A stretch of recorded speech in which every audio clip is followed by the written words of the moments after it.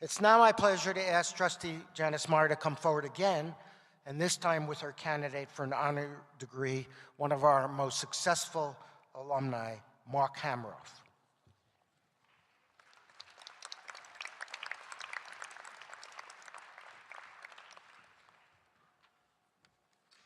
Thank you again, President Rabinowitz.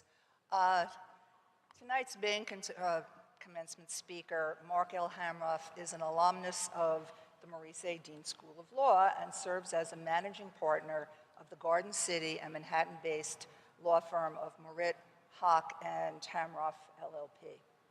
Mr. Hamroff chairs the firm's financial services practice, which includes the bankruptcy, equipment leasing, secured lender, and creditors' rights groups, and bankruptcy matters nationwide. He provides a special concentration in litigation and workout. He has spearheaded the representation of secured lenders, banks, and lessors in a wide range of transactions. Mr. Hamroff is often thought of as an outside general counsel to the companies and institutions he represents. He also works closely with the firm's litigation group and actively handles a wide variety of commercial litigation cases. In addition, he regularly provides educational and strategic seminars on a multitude of issues affecting the leasing and secured lending community. Mr. Hamroff returned to Hofstra in 2011 to serve as a special professor in secured transactions. He serves on the Dean's Advisory Board and the Business Law Advisory Committee. His firm has also established the Moritz, Hock, and Hamroff Fellowship in support of Hofstra Law Access to Justice Incubator, and also established scholarships for the Business Law's Honor Concentration. And this is the important part. He balances his professional endeavors with community service. He is a longstanding member of the Board of Directors of the American Heart Association's Long Island Division, where he currently serves as chairman. Under his leadership, the board was recognized as a gold standard board for excellence. Mr. Hamroff is responsible for the organization's business affairs, community outreach, and fundraising efforts.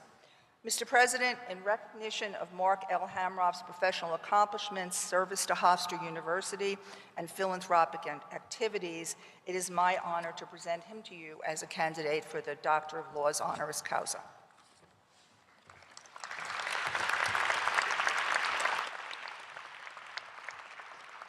Mark Hamroff, for your many, many distinguished accomplishments in the legal profession, for your performance in 1980 in my course on civil procedure, and your continued community service and support of the law school, I am delighted to confer upon you the Doctor of Laws degree honoris causa. Congratulations.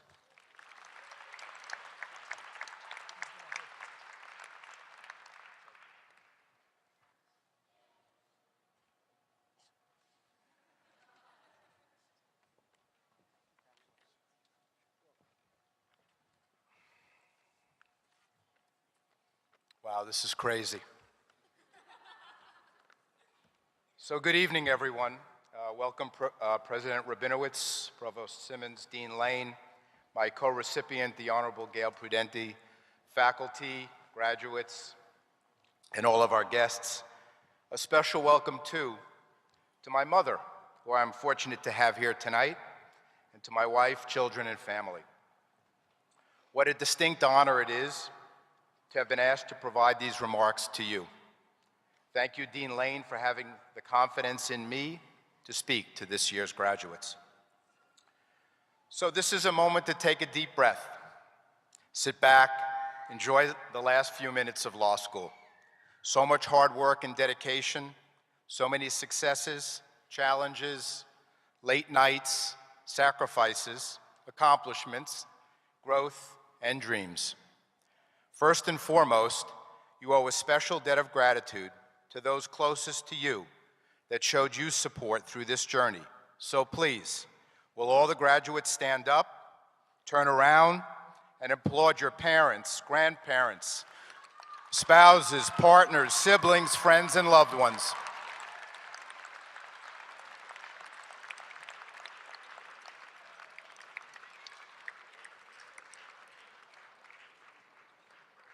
Okay, that's enough. And I include all those attending remotely, which to me is still an incredible phenomenon and innovation to me. This is a special day for all of them. Their support was instrumental in this part of your journey, as it will continue to be as you embark upon your career as an attorney. Our firm has among its ranks attorneys from virtually all the New York area law schools, none more, however, than from Hofstra, who continues to graduate terrific candidates. A special shout out to one of your fellow graduates, Stephen Breitenbach, who will be joining our firm as a first-year associate in September.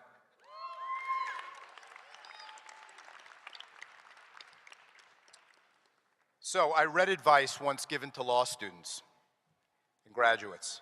The advice was, create building blocks as your career develops, as, quote, your first job will not be your last unless you work for one of those fantasy law firms at which folks stay their entire career.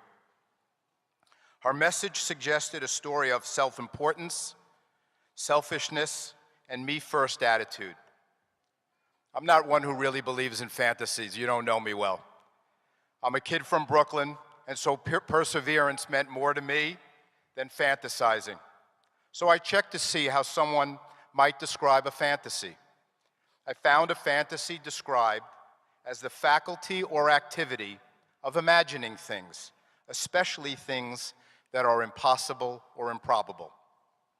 This might explain my recurring dream, one in which my mother is shaking my shoulder and telling me that I need to wake up or I'll miss the school bus.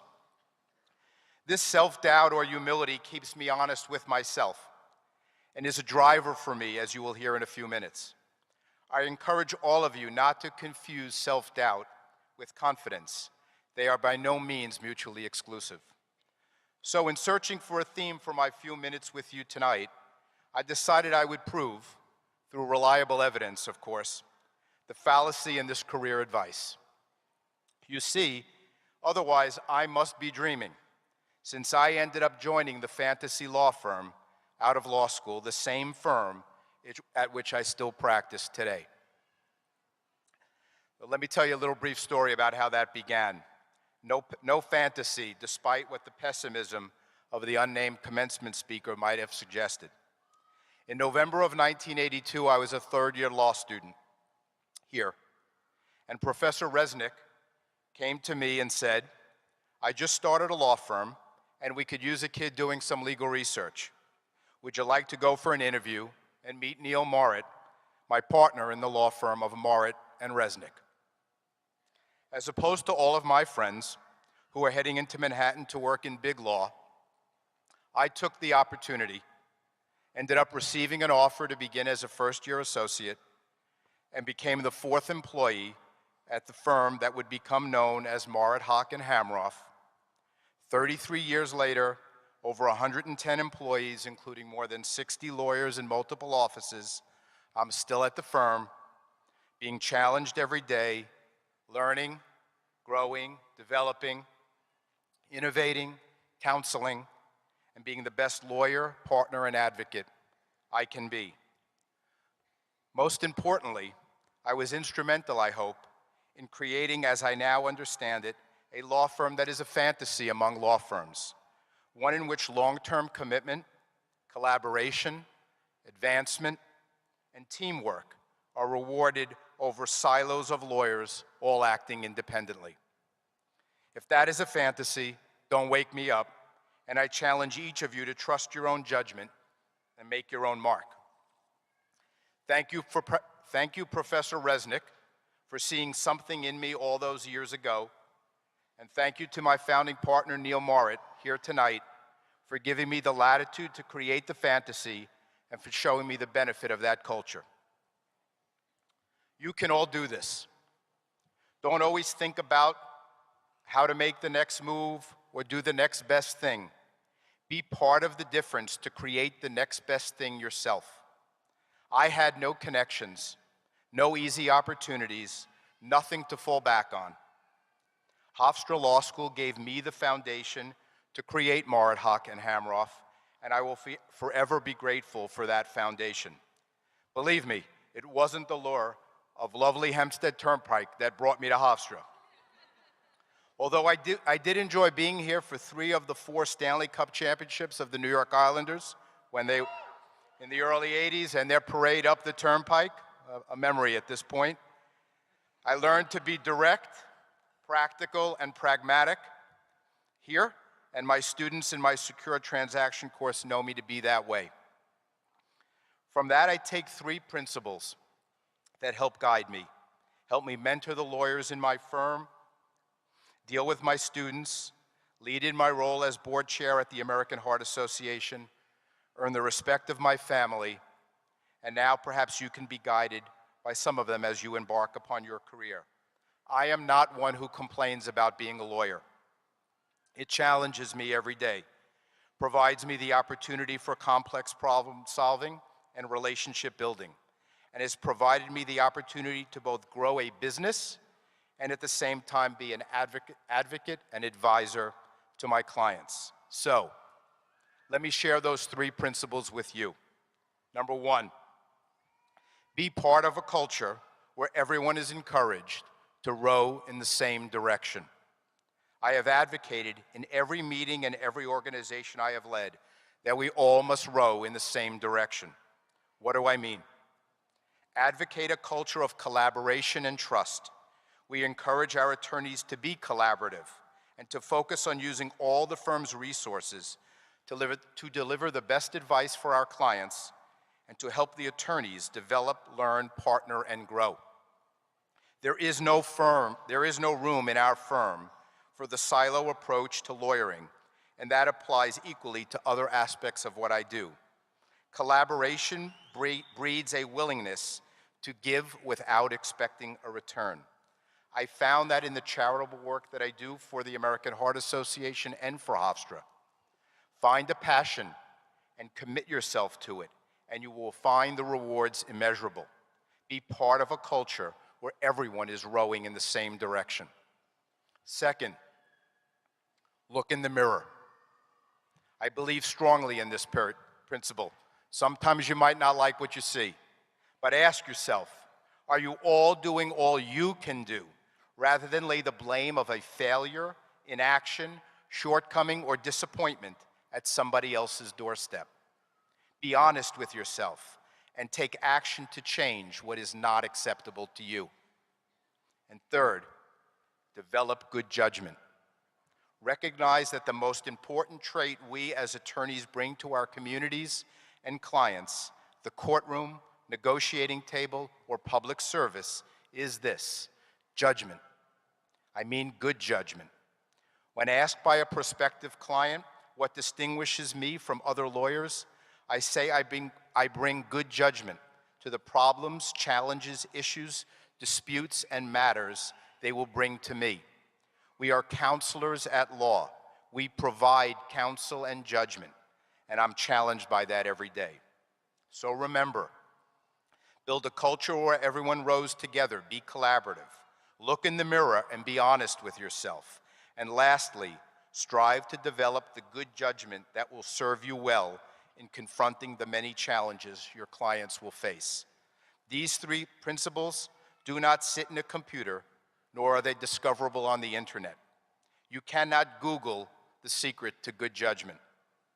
It resides down here, in your gut, and it comes from instinct, experience, good mentoring, leadership, and many bumps and bruises along the way. I am from the last of a generation to have graduated from this law school before there were personal computers, and certainly before there was an internet. But notwithstanding all that technology has changed, in the end, our clients look to us for counsel and judgment, not answers to questions that can be Googled. Find a passion outside the practice of law and commit yourself to it. Make it one that allows you to make your mark in a cause close to you. Don't pursue that passion for any expectation of a return other than to further the mission or cause, and chances are it will enhance your development in so many aspects of your life. Don't wait for loss in your life. to make changes.